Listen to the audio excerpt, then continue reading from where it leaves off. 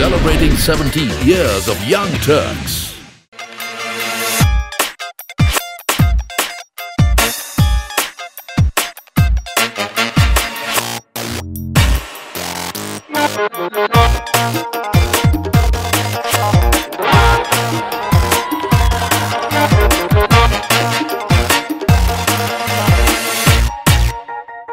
Hello and welcome to this very special edition of Young Turks. I'm Shruti Mishra. I'm in Jerusalem in Israel to bring you all the action from the Our Crowd Global Investor Summit 2019. In its fifth year, the summit is Israel's largest annual showcase of technological entrepreneurship, drawing on the $1 billion that equity crowdfunding venture capital platform Our Crowd has raised for 170 startups. But before we deep dive into the summit, let's check out some of the innovative, interesting startups that Israel has to offer to the world. Take a look.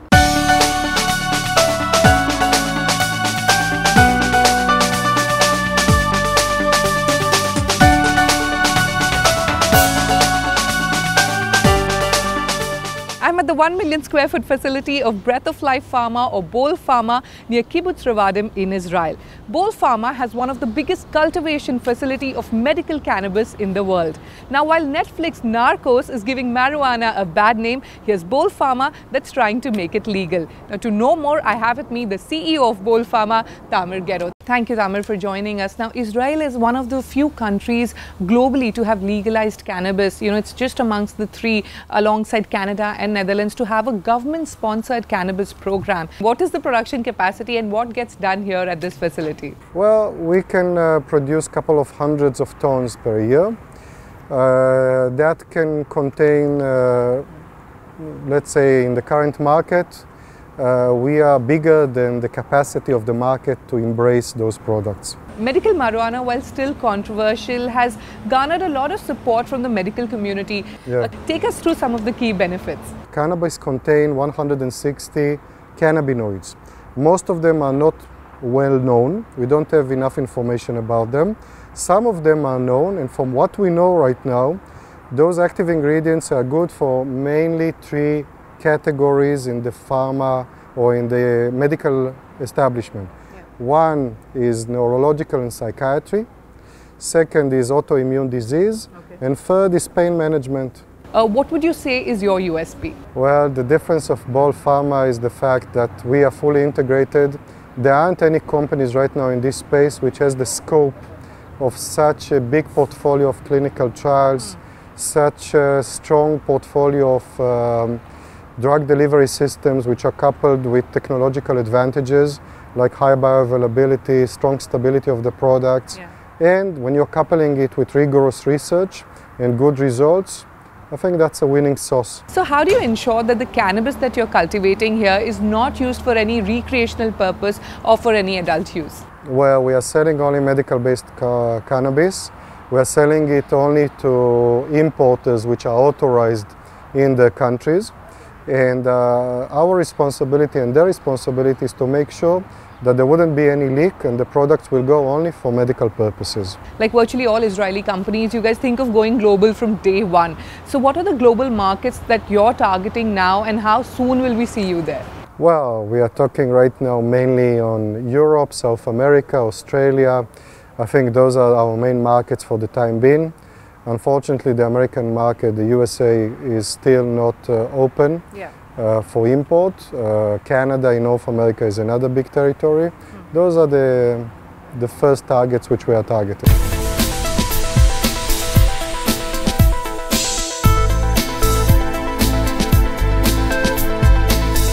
From cannabis, the legal one, let's move across to another startup that is working towards providing us a longer and healthier life through preventive screening.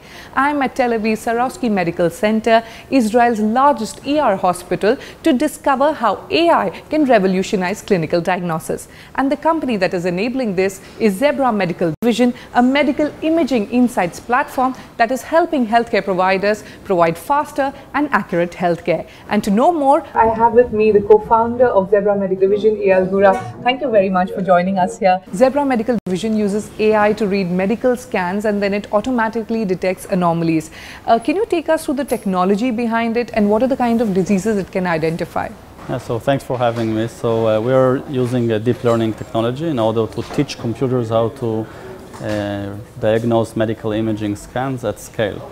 So in order to do that, we use a lot of data that we got from the integrated care providers here in Israel, and also partners such as Intermountain Healthcare in the US. And we train computers to read CT scans, X-ray scans, mammograms, and many other modalities. So how is your venture helping healthcare providers provide better, accurate, and faster healthcare? So AI, specifically in radiology, have several impact points. One of them, which is something we are very excited about, is to prioritize the work list of the radiologist. So AI will read the scan quickly and put it on top of the list because it has an acute condition like brain bleeds in head CTs or pneumothorax in chest X-ray. You know, you've recently received a funding from the government of India. I believe you guys are now coming to India. Share with us what's happening. Yeah, so this is a big deal for us. We are very excited about because taking the Israel innovation to developing countries and enabling healthcare in rural areas is something that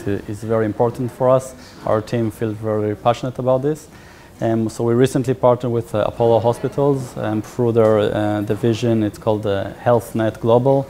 And we are going to take the AI algorithms we developed to fine-tune it with Apollo Hospitals data. So take us through the price points. What is the revenue model, and when you're taking the business model to India, what is the pricing going to be? So when we founded Zebra, we initially want to create also impact on healthcare cost. So early on, we said that we will never charge for more than $1 per scan ever. So everyone all over the world know what is the Zebra business model, and I know that it will be less than $1 per scan. So it's just a directional thing.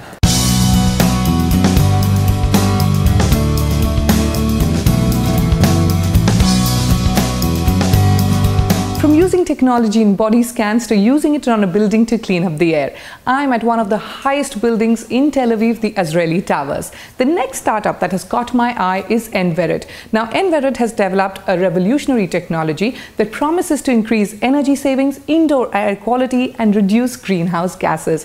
Now, to know more, I have with me Israel Biran, co-founder of Enverit. Tell me, how is Enverit making the world a cleaner and healthier place inside and out? Sure. So we developed a technology that enabled to reduce the energy consumption of buildings. And since everyone now are moving to city, all the urbanization processes, buildings are consuming a lot of energy. And the bigger part of the energy consumption is because of the air conditioning. We are reducing the amount of energy consumed by buildings significantly, by 20 to 30%. So our clients are commercial buildings. It can be an office building, schools, universities, gyms, anywhere where you have a big building, a central air conditioning systems, and people indoor. These are main target. In the future, we're going to target residential, aeroplanes, automotives, everywhere where you have people and you need to condition their environment. And what are the different markets you're present in currently? So we currently focus on the US market. The company is located in Boston. We started development here in Israel, so we also have clients here in Israel. But our main market is in the US, and we believe next we'll go to India, China, and Europe. And what is the price point for your product, for your clients? So it's about $1 to $1.5 per square meter. All right, we wish you the very best. Keep shaping the futures of energy efficient buildings. Thank you for joining us. Thank you. After improving the air that we breathe, how about zipping across the air quite literally? Well, I'm near the Ben Gurion Airport, Tel Aviv, to see a full-scale model of the SkyTrain magnetic levitation pod. Quite a few countries, including India, has shown its interest in the transportation pods, but Israel has taken the lead and has developed a full-scale pilot project. I have with me John Cole, CEO of SkyTrain. John, many thanks for joining us here. Now, you know, SkyTrain is a US startup which is now partnered with the Israel Aerospace Industries, and it is pretty much the first real alternative to cars, you know, circumventing traffic, much lower on cost per mile, and of course other forms of ground transportation. Can you take us through the specifics? Yeah, so the basic idea is that instead of what cars give you network transportation. They give you private point-to-point, on-demand network transportation. And so cars are the most successful transportation system ever. In fact, they're so successful, they're choking on their own success. right? So what we're doing is we're creating a car that travels on a separate network that doesn't have any of the scaling problems that existing roads do. And it gives you the experience of it picks you up where you are, drops you off where you're going, takes you through the network nonstop at very high speed. But it does it on a road network that has none of the blockages that existing cars have. And it's still door to door. It's door to door. All right. So or very close to door to door. Okay. So how soon are we going to see SkyTrain up and running as a new public transportation? I think you'll see this first early commercial pilot projects in 2021 and then scaling up from there in 2022. And will Tel Aviv be the first city in the world to have the SkyTrain up and running? I don't know. I don't think Tel Aviv will. I think it will be. There are a number of other smaller Israeli cities that are further ahead than Tel Aviv. Okay. It also could be India. Yeah. So we have a partnership with Reliance. And how soon? 2021? Is that a timeline So that we should our goal is to build out a commercial test system at one of the Reliance captive projects, probably in Navi Mumbai. Yeah. And then after that, begin expanding throughout India. So I don't know. It's either going to be Israel, the UAE, or India. All right. I hope it's India. But how will this magnetic travel feel? It will feel like riding in an airliner in smooth air. If you closed your eyes, you really couldn't tell you were moving. All right. You won't have any of the bumpiness of a road at all. It will be very, very smooth. And it'll be like a two-seater? How many people will fit in that pod? Typically 2. Now, we do have pods that can hold 4. Okay. Those are mostly for applications like theme parks, airports, and places like that. But in most cases, the vehicles only need 2. And that's because 98% of the cars on the road have only 1 or 2 people in them. And that keeps the cost of the infrastructure very, very light and inexpensive. In most of the developed world, like North America, Europe, we're aiming for the cost of ridership somewhere between the cost of driving and the cost of an Uber and Lyft. Okay. So we provide a service it's better than driving, and better than Uber and Lyft, but somewhere in between. Now, for developing world markets, India, Brazil, places like that, we have to study it, but it needs to be competitive. It won't be as inexpensive as getting into a packed commuter train in Mumbai, but it will be a lot less expensive than a private car. So we'll see, somewhere in between there. Your one-stop for everything entrepreneurial from India and the world. The Accra Global Investor Summit is one of the premier events in the tech industry and one of the largest business events in Israel. This year, 17,000 attendees from across 180 countries have gathered here in Jerusalem, the heart of the startup nation. The theme this year is Startups Making a Global Impact, reflecting the incredible power of Israeli breakthrough technologies to make a real and social impact on the world. Let's go across to John Medved, the founder and CEO of our crowd, to know more about the Israeli tech ecosystem and his India investments. It is the 5th year of the Accra Global Investor Summit. For the first time, you have an Indian pavilion too. What is unique and what is different this year? No, so what's new this year is how international the event has become. We've always attracted a big international audience, both of investors, multinational corporations, and even journalists. But most of our startups that were on display in the past were Israeli startups. And today we have pavilions here where other countries are essentially spotlighting their startups. Now, 2018 was a record-breaking year for Israeli high-tech startups. In fact, a total of 6.47 were invested, a 17% increase in 2017, almost a double from 2013. Another record was the number of mega deals, accounting for 31% of the total raised in 2018. The interest in startup phase clearly shifting to the scale-up phase. Absolutely, and it's a good thing. We have 34 companies on the platform who are valued over $100 million. We have 4 companies who are unicorns already. And so we're really focused on scaling these companies up, creating more unicorns, getting the unicorns to go public and to grow further. But we do not neglect the seed stage. We've actually developed an incubator, which is doing great, tremendous team, wonderful companies taking real risk, and we hope to actually export that incubator model around the world. The last time we spoke in India, you had invested in Zoomcar. Any other Indian startups that you're looking at? Well, we hope that we can start doing a couple of Indian deals every year. Okay, if we did 2 to 3 to 4 deals a year, that would be great. In order to do that appropriately, we need an office. And we're behind. We should open an office in India. It might be 2019, might slip into 2020, but that's on the roadmap for us. Well, that was John giving his views on the Israeli tech ecosystem. I have with me now Devjani Ghosh, the first woman to head NASSCOM, the industry body for the Indian ITES sector. Devjani, many thanks for joining us. Thank you. You know, now you're here at the Our Crowd Summit. What is the Israel Connect? What are you doing here? Well, I think India-Israel has a very strong connect, right? We shared a lot of similar beliefs, similar culture. I'm here because Israel is one country that is pretty much at the top of the chart when it comes to innovation. And I really wanted to see what is the secret sauce of Israeli innovation, you know, what's going on here. Israel is very big on product innovation, right from cybersecurity to medical imaging, whereas the Indian startups are more inclined towards service, right? So what lessons can we learn from the Israeli ecosystem, and how do we foster a bloom of innovation in India? Well, I think on product innovation, the good news is the recent software product policy that has come out. I think that's going to do a lot. We already have growth in software product development in India. We are seeing an ecosystem growing.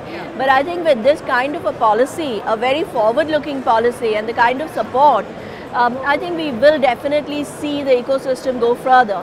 Now, one critical piece that Israel does, Israel ensures that all the MNCs who are investing in Israel in their R&D centers are connected to startups. And that's what helps us. So they call the MNCs gateways to their startups, right? And I think that's a fantastic lesson to take back to India. It's not a one versus other.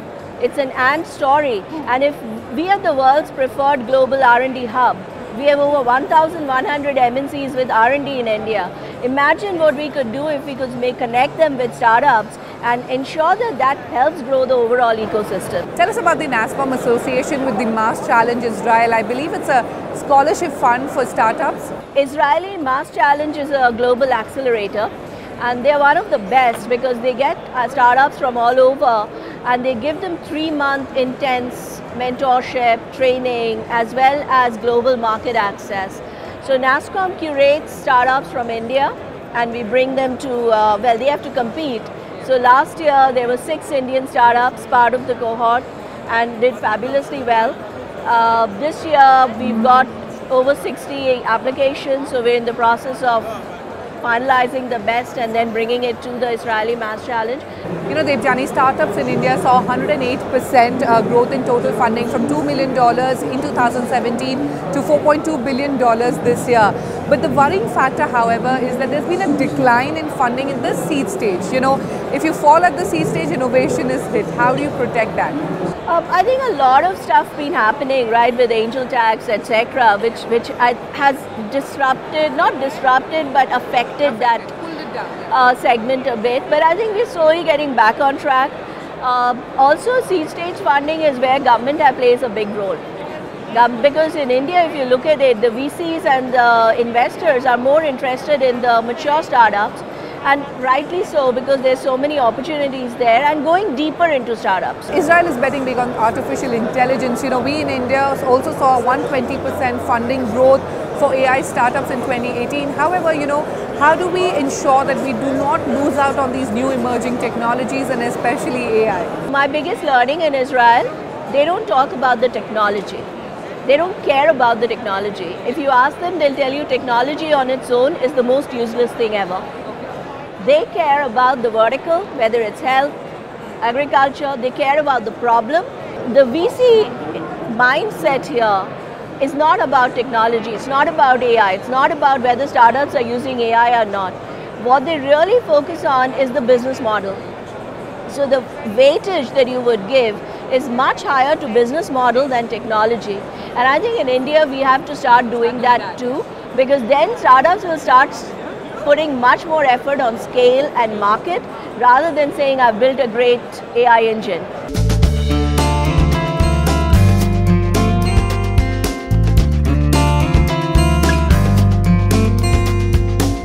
I have with me the Indian ambassador to Israel, Pawan Kapoor. Pawan, many thanks for joining us here. Now, you know, we already have good relations with Israel. How are you strengthening this partnership here? See, this is one very important aspect of our relationship which we are wanting to strengthen. This is a wonderful, huge platform, an investor summit focusing on startups and their impact on the global scene. we launched something called the India-Israel Innovation R&D Fund 2 years ago when our Prime Minister visited. And the first call for proposals went out last year. We've already awarded 4 companies funding for this. This is a joint funding from Indian and Israeli government, which is to do joint development of R&D. And this is exactly what we're doing, whether in startups area or even initial companies that are there. So can you name some of those startups, or is it too early? You know, I'd rather not get into that, but I'll say that they are in the areas of healthcare, they are in the area of ICT, they are in the area of agriculture and energy. And we've got so much to contribute in this area, even of artificial intelligence. Because at the end of the day, while the technology may be with the other countries, the data is with us. And that's what we can contribute in a big way also. Now, I'm also a great proponent of saying that we should have our companies, if our startups or others, coming and buying out startups from here to get this technology from here, you know, because in the past what has been happening is they are not able to scale up here. They don't have a market. So they come out with the idea and they wait for somebody to come and buy them out. And so far it's been the American companies who are doing this. From startups in healthcare, public transport, mobility, environment, food, agriculture, cybersecurity and even more, Israel in the past few decades has truly become a hub for innovation and technology. With the government playing a vital role in boosting the entrepreneurial zeal, it's now time to visit the startup showcase booths to give you an insider's view of the startup scene in Israel.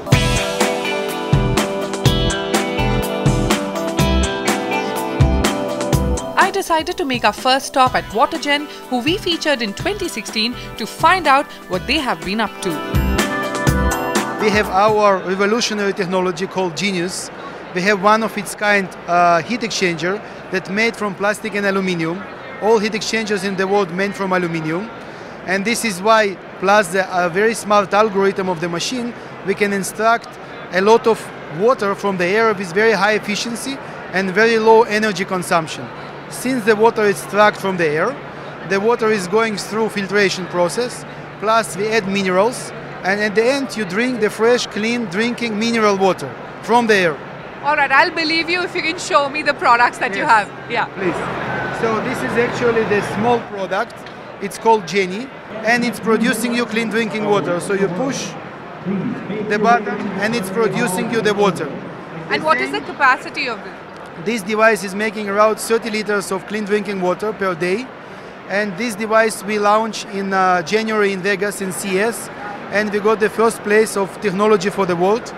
And this device is actually the medium device that is making around 900 liters of water per day in the same technology. And we have also the big device of making 5,000 liters of water per day. And it can supply drinking water for cities, for villages, for rural areas. We are working a lot in India. You know, also I believe that you have your manufacturing set up in Israel and in the United States. Would you be looking at India to set up, because like you said, you're already selling in India, would that make sense to have a manufacturing unit there?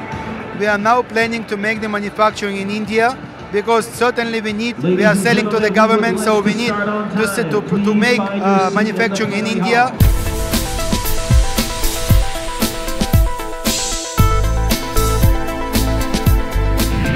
Thank you so much for joining us here. Tell us, what is Up and Ride all about? Okay. The Up and Ride is an upright mobility device for disabled people. As a matter of fact, it allows wheelchair users to be mobile in standing position in any urban environment. It means they can go outside from home, they can go uphill, downhill, on uneven surfaces, and to feel safe and free to go wherever they want. All right, you know, so Up and Ride, where all are you present in? What are the countries you're selling in? Have you started selling the product yet?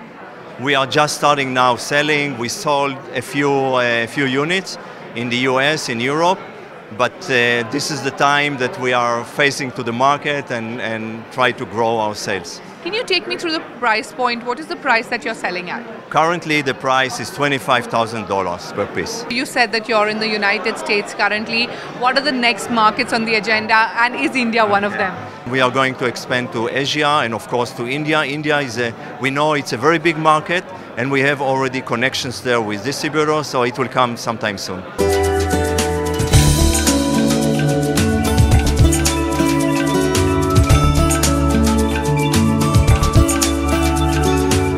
Thank you so much for joining us on Young Turks. My first question to you, tell us, what is Talks and what does it do? We have developed a way to deliver flavors more efficiently to receptors, so little tastes like much. So little sugar is like much sugar, little salt like much salt, little vanilla like a lot of vanilla. Take me through the product portfolio. What are the products that are on offer? First and foremost, baked goods. We are actually in consumer research, the consumers have preferred in blind tastings the Dumatok with 50% less sugar. Okay. So that's the first one. Chocolate.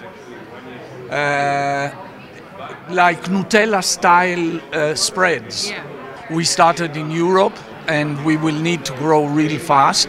We continue now into North America and we need to really grow fast. Is India on the radar? Yes.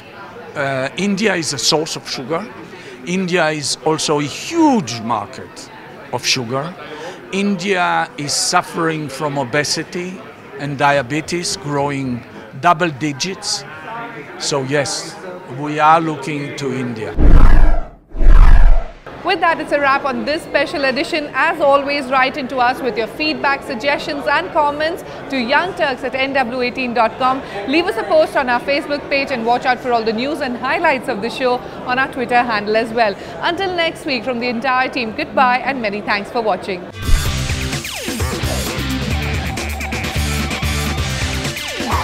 Celebrating 17 years.